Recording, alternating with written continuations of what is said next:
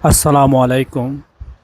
ইসলামের ইতিহাসের সবচেয়ে ফজিলতপূর্ণ ও মর্যাদাপূর্ণ মসজিদ তিনটি: মক্কার মসজিদুল হারাম, মদিনার মসজিদ নববী ও জেরুজালেমের মসজিদুল আকসা।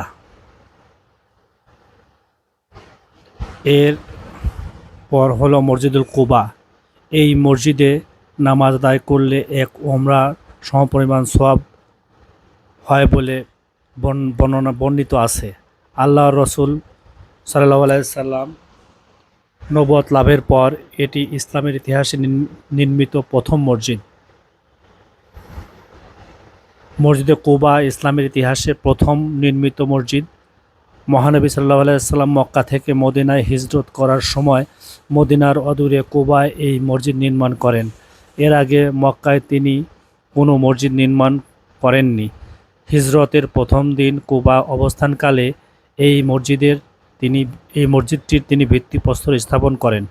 মসজিদের নির্মাণ কাজের সাহাবাদের সঙ্গে স্বয়ং রাসূল সাল্লাল্লাহু আলাইহি ওয়াসাল্লাম অংশগ্রহণ করেন। আলহামদুলিল্লাহ, ইতিহাসবিদরা বলেন, আল্লাহর রাসূল সাল্লাল্লাহু আলাইহি ওয়াসাল্লাম যখন ভিত্তি স্থাপন করেন তখন কেবলার দিকের প্রথম পাথরটি নিজ হাতে স্থাপন করেন। সুবহানাল্লাহ। কুবা মসজিদের জায়গাটি ছিল হযরত কুলসুম ইবনুল হিদম রাদিয়াল্লাহু আনহু এর খেজুর শুকানোর পতিতভূমি। তিনি ছিলেন আমর ইবনে আউফের গোত্রপতি। এখানে হযরত রাসূলুল্লাহ সাল্লাল্লাহু আলাইহি সাল্লাম 14 দিন, কেউ কারো মতে 10 দিন অবস্থান করেন ও তার আতিথ্য গ্রহণ করেন। মক্কা মদিনার থেকে 320 কিলোমিটার অদূরে এবং মদিনার দক্ষিণ পশ্চিম কোণে অবস্থিত এই মসজিদ কুবা গ্রামে অবস্থিত। মসজিদ নববী থেকে এর দূরত্ব মাত্র 5 কিলোমিটার। কুবা একটি বিখ্যাত কূপের নাম। সময়ের পরিক্রমায় এই কূপকে কেন্দ্র করে যে জনবসতি গড়ে উঠেছে তাকেও কুবা বলা হতো। এরই সূত্রে মসজিদের নাম হয়ে যায় মসজিদে কুবা। পবিত্র কোরআনের কুবার অধিবাসী ও মসজিদে কুবার প্রশংসা করেন আল্লাহ তাআলা। তিনি বলেন যে মসজিদ প্রথম দিন থেকে তাকওয়ার উপর প্রতিষ্ঠিত। সেখানে অবস্থান করা আপনার জন্য অধিক সঙ্গত। সেখানে এমন কিছু লোক রয়েছে যারা পবিত্রতা পছন্দ করে, আর আল্লাহ পবিত্র ব্যক্তিদের ভালোবাসেন। সূরা তওবা আয়াত নাম্বার 108। মসজিদে কুবা শুরু থেকে এ পর্যন্ত কয়েক দফা সংস্কার ও পুনর্নির্মাণ করা হয়েছে। নবীর আমলের পর ইসলামের তৃতীয় খলিফা হযরত ওসমান রাদিয়াল্লাহু আনহু তার খেলাফতকালে মসজিদে কুবার সংস্কার ও পুনর্নির্মাণ করেন। এরপর তিনি বিভিন্ন সময়ে আরও বেশ কয়েকবার এই মসজিদের পুনর্নির্মাণ কাজ করা হয়। ওমর বিন আব্দুল আজিজ রাহিমাহুল্লাহ, ওসমানী সুলতান দ্বিতীয় মাহমুদ ও তার ছেলে প্রথম আব্দুল মাজিদ প্রমুখ শাসকরা মসজিদ কুবার সংস্কার কাজ করেন। 435 হিজরিয়াতে আবু ইয়ালি আল হুসাইনি কুবা মসজিদের সংস্কার করেন। তিনি মসজিদে মেহরাব তৈরি করেন। 555 হিজরিতে কামাল আল-দিন আল ইসফাহানি মসজিদের আরও বেশ কিছু সংস্কার কাজ করেন। পরবর্তীতে 671, 733 এবং 840 এবং 881 হিজরিতে ও ওসমানী সাম্রাজ্যকালে মসজিদটি সংস্কার কাজ করা হয়। ওসমানী সাম্রাজ্যকালে মসজিদটি সংস্কার কাজ করার পর 1245 হিজরিতে সর্বশেষ সংস্কার কাজ করেন সুলতান আব্দুল মজিদ। 1986 সালে বাদশাহ ফাহাদ বিন আব্দুল আজিজ সৌদের সময় সর্বশেষ সংস্কার করা হয়। তখন পুরো মসজিদ এক ধরনের সাদা পাথর ব্যবহার করা হয়, যা অন্যান্য মসজিদে সাধারণত দেখা যায় না।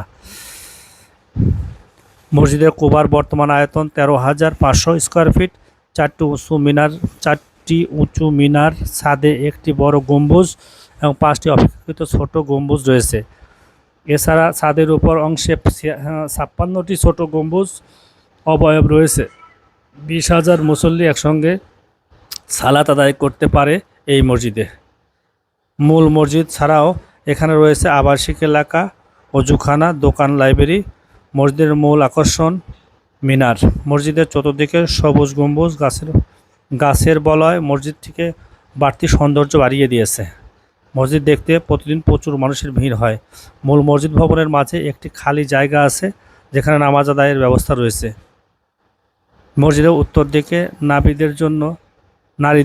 মসজিদের উত্তর দিকে নারীদের জন্য সংরক্ষিত 112 বর্গ কিলোমিটার অংশ জুড়ে ইমাম ও মুয়াজ্জিনের থাকার জায়গা, একটি লাইব্রেরি, প্রহরীদের জায়গা, 400 বর্গমিটার স্থানে 12টি দোকানপাট, একটি বাণিজ্যিক এলাকা গড়ে উঠেছে।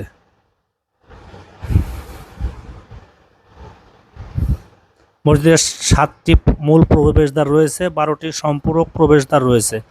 10,80,000 থার্মাল ইউনিট বিশিষ্ট 3টি কেন্দ্রীয় শীতাতপ নিয়ন্ত্রিত যন্ত্র রয়েছে এই মসজিদে। মসজিদের বাইরে ও মসজিদের সম্পর্কে বর্ণিত পবিত্র কোরআনের আয়াত ও হাদিসের বাণীগুলো সুন্দরভাবে লিখে রাখা হয়েছে। ঐতিহাসিক কুবা মসজিদ শ্বেত বর্ণের একটি অনন্য স্থাপত্য হওয়ার দরুন বহু দূর থেকে দৃষ্টিগোচর হয়। আলহামদুলিল্লাহ, এই মসজিদ আমরা আমাদের ওমরা সফরকালে মক্কা থেকে মদিনায় এসে আমাদের জিয়ারার প্রথম দিনে প্রথম পরিদর্শন করি এবং সেখানে আমরা 2 রাকাত নফল সালাত আদায় করি এবং আল্লাহর কাছে পরিবার ও স্বজনদের জন্য দোয়া কামনা করি। আল্লাহ তার এই বরকতময় প্রথম মসজিদটি আমাদের জিয়ারা করার জন্য তৌফিক দান করেছেন। এজন্য আমরা আল্লাহর কাছে শুকরিয়া জ্ঞাপন করি। মহান আল্লাহ আমাদেরকে তার এই পবিত্র চতুর্থ স্থাপনা তথা এই কুবা মসজিদটি পরিদর্শন এবং সেখানে সালাত আদায় করার সৌভাগ্য দান করেছেন। আল্লাহ আমাদেরকে এই নিয়ামত হিসাবে ক্ষমা করুন এবং আমরা যেন আল্লাহর এই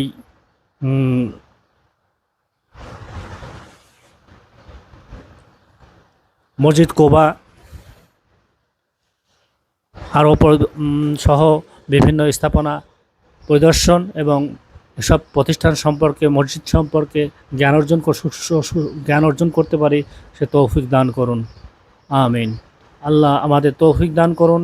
আমরা তার এই ঘর, তার এই মসজিদের সম্পর্কে নিজেরা জানি এবং অন্যদেরকে জানানোর জন্য যে প্রচার, সেটাই মূল উদ্দেশ্য। মসজিদ কুবা সাথে অনেক ইতিহাস জড়িত রয়েছে। সবচেয়ে বড় ইতিহাস হলো নবী মুহাম্মদ সাল্লাল্লাহু আলাইহি ওয়াসাল্লাম যখন হিজরত করেন মক্কা থেকে মদিনাতে, প্রথম এখানেই অবস্থান করেন এবং নবী মুহাম্মদ সাল্লাল্লাহু আলাইহি ওয়াসাল্লাম তার নিজ হাতে এই মসজিদটির প্রথম ভিত্তিপ্রস্তর স্থাপন করেন এবং তার সাহাবীগণ সহ এই মসজিদ নির্মাণ করেন, যা ইসলামের ইতিহাসের এক অনন্য দৃষ্টান্ত। আমিন।